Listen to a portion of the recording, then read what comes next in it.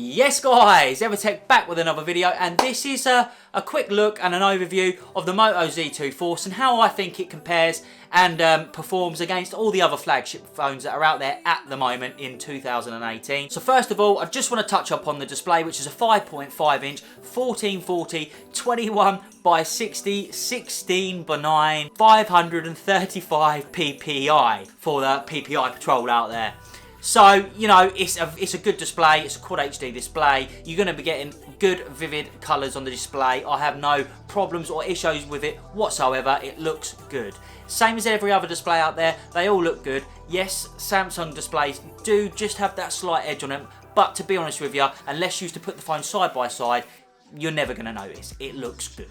First thing you probably look at these days when you're buying a phone is the cameras. So what are you going to be getting with the Moto Z2 Force? Now, you're going to be getting two 12 megapixel cameras, both at f2.0, and one is your standard camera lens, the other one is a monochrome shooter, and with the dual camera setup, it's going to be able to do that portrait mode effect that everybody loves these days on smartphones. Now, the portrait mode on this phone, it doesn't work that great. I'm going to be honest with you. It doesn't work very well at all. The camera app performs very well apart from that in that area. But I would say if you're buying this phone, then I'd probably download the Google camera app for it, because that's the camera app that they've got on the Pixel, and it makes the HDR performance, the portrait mode. I mean, it completely changes this phone 100%, the camera on it, and makes it such a good phone. So camera wise, I would say it's a good phone, but with the Google camera app, it's an even better phone. So shooting video on this is absolutely amazing as well. You can shoot up to 4K at 30 FPS. In 1080p you can shoot at 30, 60 and 120 frames, and at 720p you can shoot up to 240 frames for your slow-mo. Also, your front-facing camera is a 5 megapixel at f2.2,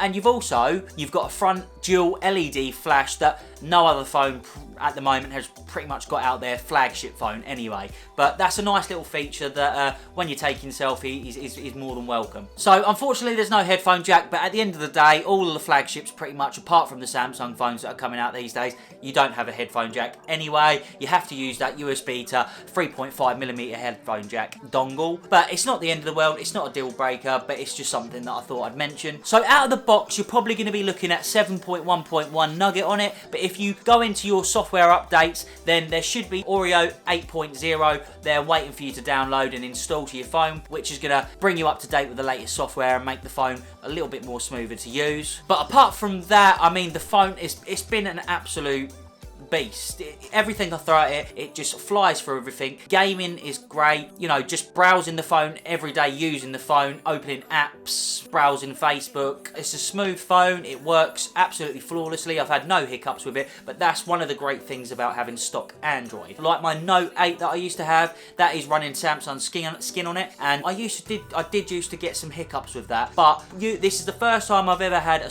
basically stock Android phone, and it absolutely runs like a dream. So you've also got a micro SD card slot that supports up to 256 gigabytes of external storage, which is very nice. It's always nice to have an external SD card slot on there if you're heavily into taking video, especially in 4K. So there's going to be a few different variants of this phone out there. You're going to be able to get it in 64 gigs or 128 gigabytes of internal storage with either 4 gigabytes or 6 gigabytes of RAM, depending on where you are in the world. So the processor you're going to be getting in this phone is the Snapdragon 835, which is a very capable processor even in 2018, so I wouldn't worry too much about that. And also you're going to be getting the Adreno 540 GPU as well, which is a very capable GPU, and throwing any of the games that you're going to find on the App Store are going to run on there nice and smooth. So I just wanted to touch a little bit on the speaker. It's a front facing speaker, so you know that is one plus about it, but I would say it doesn't get very loud, and I do sometimes, even at full blast, struggle to hear what is coming out of my phone, to be honest with you. I do find it quite a quiet speaker, so that's always something to bear in mind if you are thinking about purchasing this phone. So you've got a fingerprint in the front of the phone, and I do find this fingerprint very, very accurate and fast. It's not many times that it actually ever fails on me, so that's brilliant. There's also a feature that you can go into the settings on your Moto Z2 Force, and you can actually customize that fingerprint scanner to also be sort of a trackpad that you slide your finger across to go back, and also slide the other way, and it opens your recent apps. So this phone charges using USB-C, and it's got fast charging, it's got an NFC, it's got Bluetooth 5.0, so it's got all the latest features that you are going to need. And Moto mod. Let's not forget the Moto mods.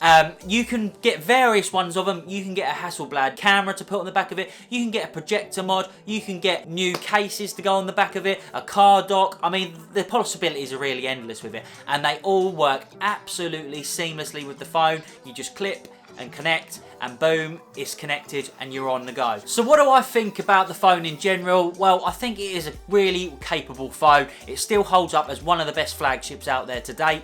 I think in 2018, the price of it currently on Amazon at the moment is around £700, which I do think is maybe a little bit too steep.